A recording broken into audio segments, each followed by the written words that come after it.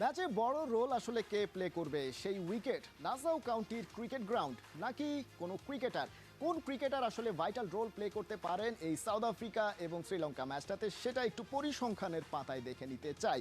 আমাদের সামনে প্রথমেই রয়েছে হেনরিক ক্লাসেন। হেনরিক ক্লাসেনের টি-20 পরিসংখ্যানটা আমরা দেখতে পাচ্ছি। তিনি 43 ম্যাচে 722 রান করেছেন, গড় 22.56, এবং এর পরবর্তীতে যে স্ট্রাইক রেটটা সেটা 150-এর একটু নিচের দিকে। কিন্তু হেনরিক ক্লাসেনের আইপিএল পরিসংখ্যানটা যদি আমরা দেখি তাহলে কিন্তু অন্য কথা বলবে। আমরা দেখতে পাচ্ছি যে আইপিএলে তিনি যে 16 ম্যাচ খেলেছেন সেখানে 480-র কাছাকাছি রান করেছেন, এবং সেখানে 40-এর কাছাকাছি গড়, এবং স্ট্রাইক রেটটা সবচাইতে ইম্পর্টেন্ট, সেটা হচ্ছে 170+ স্ট্রাইক রেট। অর্থাৎ তিনি আসলে কি করতে পারেন খেপে গেলে, সেটা কিন্তু এই আইপিএলের পরিসংখ্যান দেখলেই বোঝা যাচ্ছে।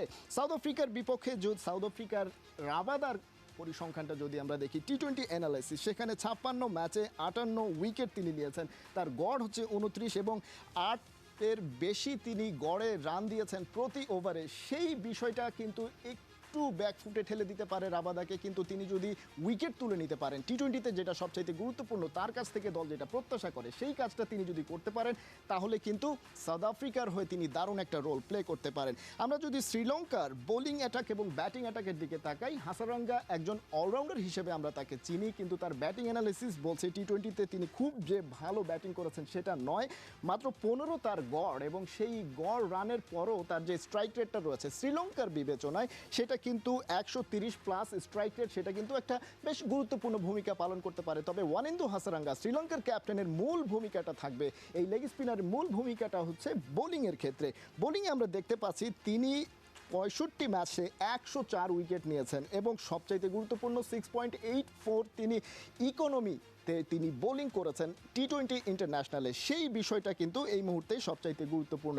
আমরা এরপরে শ্রীলঙ্কার আরেকজন ব্যাটসম্যান, তিনি আসলে কতটা ভালো ভূমিকা রাখতে পারেন শ্রীলঙ্কার বিপক্ষে, তিনি হচ্ছেন কুশল মেন্ডিস। 64 ম্যাচে তিনি কিন্তু রান করেছেন 1500+, এবং 135 স্ট্রাইক রেটে তিনি যে ব্যাটিং করে থাকেন এবং দলের কাজে যে আসেন, ইম্প্যাক্ট ক্রিকেটার যাকে বলে, সেই কাজটা কিন্তু কুশল মেন্ডিস করে থাকেন।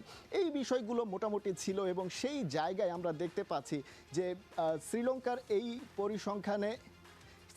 এই পরিসংখ্যানগুলো আসলে বলে দিচ্ছে আমাদেরকে যে ঠিক কোন পজিশনে আসলে শ্রীলঙ্কা রয়েছে এবং কারা আসলে ভাইটাল রোল প্লে করতে পারে। দর্শক, এই পর্যায়ে আসলে দেখতে চাই যে আসলে এক্স ফ্যাক্টর এই শ্রীলঙ্কা এবং সাউথ আফ্রিকা ম্যাচে, আমরা বলছিলাম শুরুতেই যে ডি গ্রুপে বাংলাদেশও রয়েছে, সেই ম্যাচে আসলে শ্রীলঙ্কার হয়ে বা সাউথ আফ্রিকার হয়ে কারা এক্স ফ্যাক্টর হয়ে উঠতে পারেন, তাদের দিকে বাংলাদেশও কিন্তু চোখ রাখবে। আমাদের সামনে সবার আগে রয়েছে ডেভিড মিলার। ডেভিড মিলার কিন্তু 2022 সালের পরে তিনি কিন্তু খুব একটা সুবিধা করতে পারেননি, কোনো 50 তার নেই। আইপিএলে তিনি ভালো ব্যাটিং করেছেন, এবং সেই জায়গায় তার একটা 50 রয়েছে, কিন্তু ডেভিড মিলারের যে সিচুয়েশন এই মুহূর্তে, তিনি যেহেতু ইন্টারন্যাশনাল ক্রিকেটে 2022-এর পরে কোনো 50 করতে পারেননি, সেই কাজটা তিনি এবারে করতে পারবেন কিনা সেটা আসলে এই মুহূর্তে দেখার বিষয়। আরেকজন এক্স ফ্যাক্টর তিনি হচ্ছেন অ্যাঞ্জেলো ম্যাথিউস, শ্রীলঙ্কার। তিনি এই দলটার একজন অলরাউন্ডার, এবং তিনি কিন্তু 2024 সালে 50+ গড়ে রান করেছেন। অ্যাঞ্জেলো ম্যাথিউসের কাছ থেকে এরকম একটা পারফরমেন্স যদি বিশ্বকাপে শ্রীলঙ্কা পায়, 3 বছর তিনি ইন্টারন্যাশনাল ক্রিকেটের বাইরে ছিলেন, ফিরেই তিনি কিন্তু ভালো খেলেছেন, এবং 2024 সালে আমরা দেখতে পেয়েছি যে অ্যাঞ্জেলো ম্যাথিউসের দুর্দান্ত পারফরমেন্স। তার কাছ থেকে সেই পারফরমেন্সের ধারাবাহিকতা নিশ্চয়ই শ্রীলঙ্কা টিম ম্যানেজমেন্ট দেখতে চাইবে। দর্শক, দেখে নিচ্ছিলাম শ্রীলঙ্কা এবং সাউথ আফ্রিকার যে সিচুয়েশন, এবং শ্রীলঙ্কা সাউথ আফ্রিকার ম্যাচটাতে আসলে ঠিক কোন পজিশনে রয়েছে শ্রীলঙ্কা সাউথ আফ্রিকা, এবং কারা আসলে এক্স ফ্যাক্টর হয়ে উঠতে পারেন, কারা আসলে বড় ভূমিকা পালন করতে পারেন বিশ্বকাপের, শুধুমাত্র সাউথ আফ্রিকা শ্রীলঙ্কা ম্যাচটাতে নয়, অন্যান্য ম্যাচগুলোতেও।